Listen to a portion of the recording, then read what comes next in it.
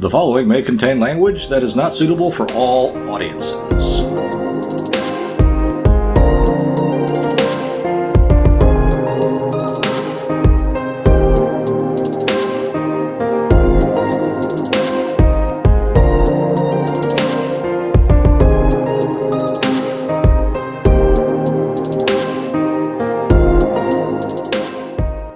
Y'all know what time it is.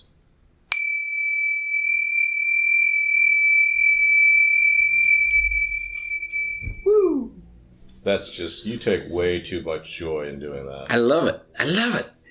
Anyway, so I guess continuing what we were talking about last time, so the people that were in charge when it was an unfavored, whatever regime, whatever you want to say, they stay.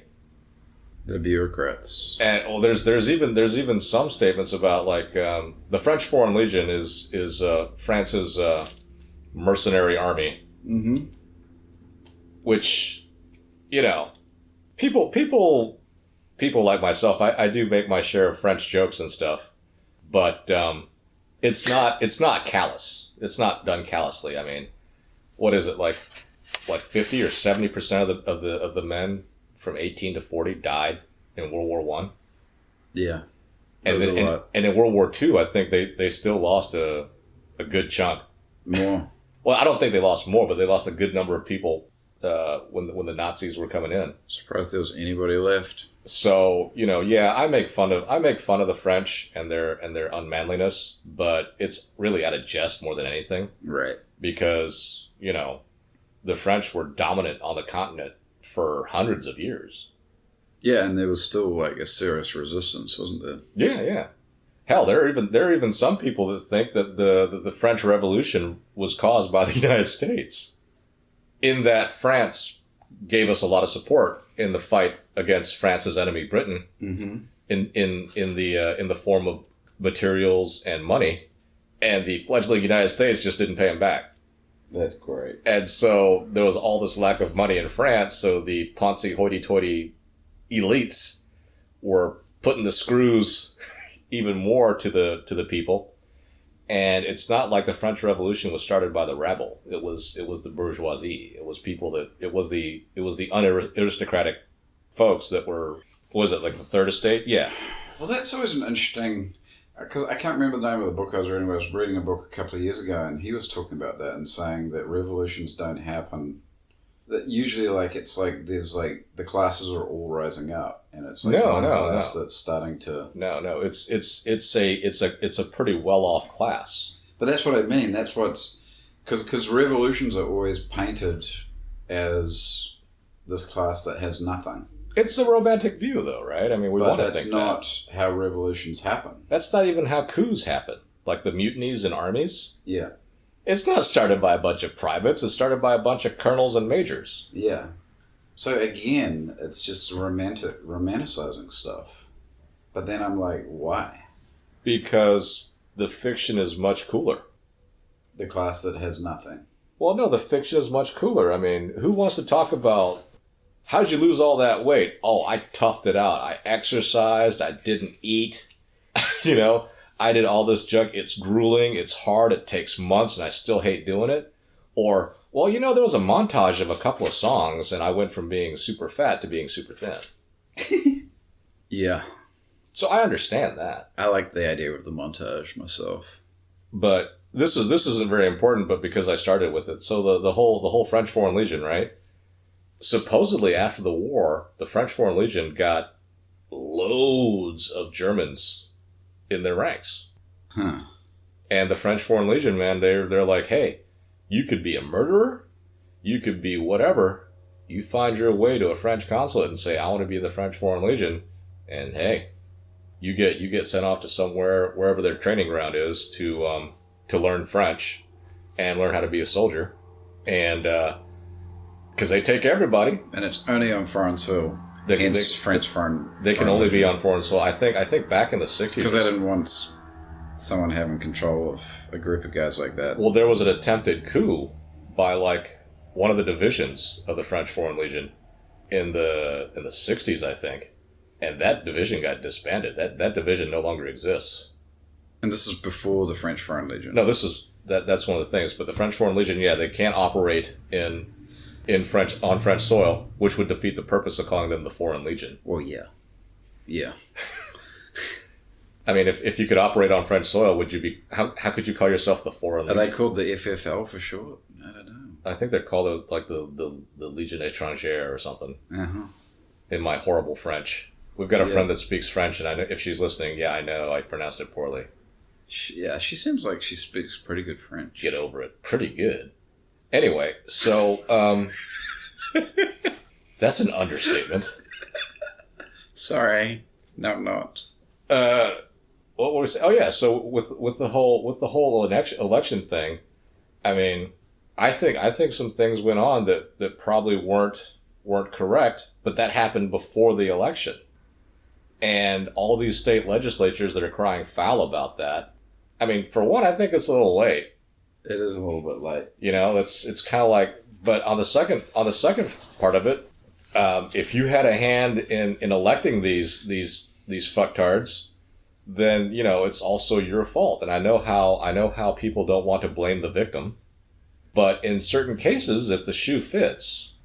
But what do you do about it, though? Well, that is a question that people are going to be have been wrestling for thousands of years, and probably will be for as long as we exist. Because at this point, I don't feel like the states they're not going to step up and say, you know what, we did change a whole lot of laws with our executive authority illegally. Sorry. They don't have executive authority, they have legislative authority. No, but the laws weren't changed by the legislature, were they?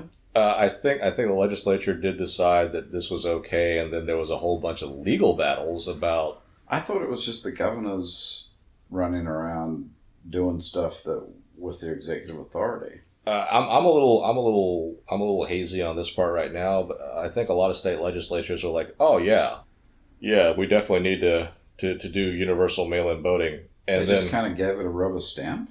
Kind of, and well, a lot of people, the proponents of that stuff were like, it's the same as absentee voting, and I'm just sitting there going, oh, you got to explain that. So, because I've had this discussion with a couple of friends, and they were like, no, it's the same thing, and I'm like, it's only the same thing in that you can use the mail. But if it's an absentee ballot, there's still more verification. If it's an absentee ballot, depending on the state, number one, the voter actually has to request it.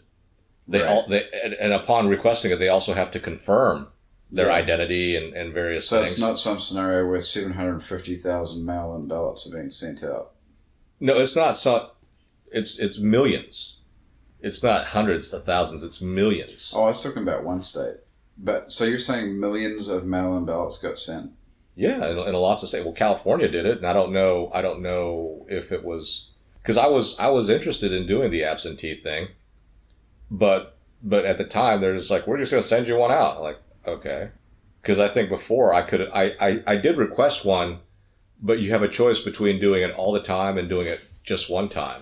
And if you do it just one time, then there's not the whole thing where you have to, send them something. And some states, as long as all the, as long as there are procedural safeguards to kind of prevent fraud, then cool. Right. But one of the funny things that happened in this election, there was like an astronomically low number of rejected ballots. Exactly.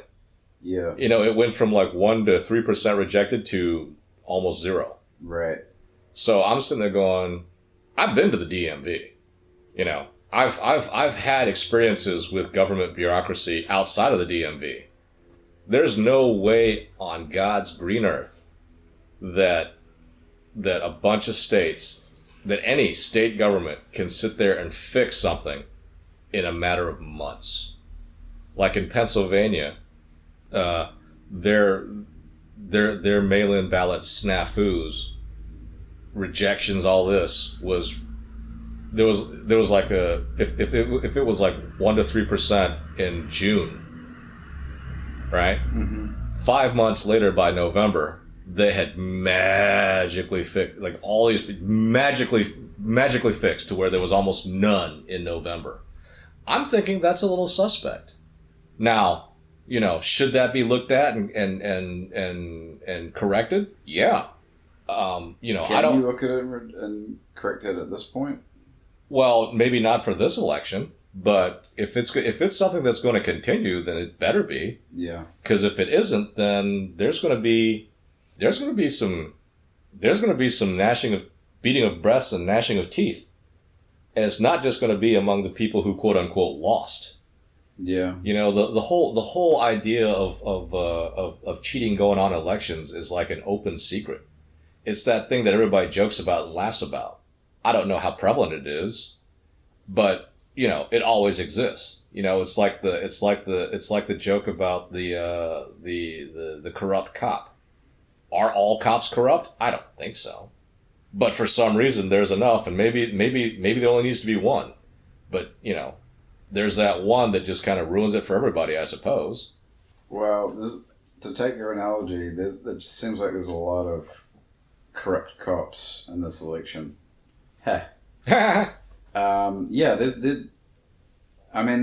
is so... It just seems like... And just lots of really, really, like, statistical anomalies that just seem to defy any kind of logic. Just in terms of the numbers of votes, just in terms of the number of people that voted, just in terms of just everything. A lot of it feels very wrong. Yeah, well, without going into who won, who lost, whose side who's on. Yeah. The only thing that I can think of that needs to happen is for enough transparency and clarity and fairness and honesty to go on to where people will sit there and have faith in it, just like our monetary system. People don't question our monetary system, our money, the dollar, and all that stuff. Mm-hmm. If we did, then the U.S. would just go belly up. And that's the same. It's the same thing with elections. Okay, there's going to be cheating going on. There's going to be this going on. Okay, fine. You can't stamp out crime. There's not going to be a situation where there's zero crime. You can't not lie. Yeah. I'm not expecting or even desiring perfect adherence, but it's got to be good enough. And when I say good enough, it's got to be like in the super high 90s. No, it just doesn't feel like that. And just to sit there and say, okay, our person won, so you need to shut up and accept it. To those people, I sit there and say, well, are you willing to do the same thing when your guy loses next time? No. Well, then, if that's the answer, then you need to shut up. That's not going to be the answer.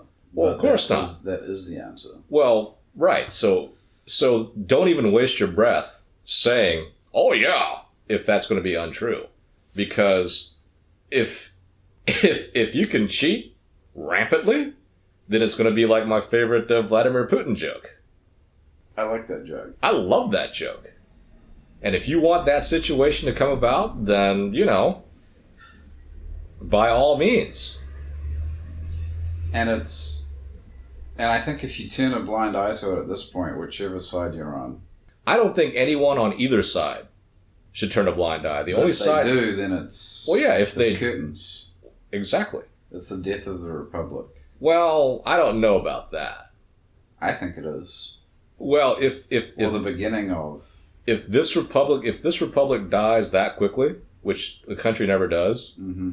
But if it was one of those situations where the United States ceases to exist by 2025, then no country on this earth is going to have a good time.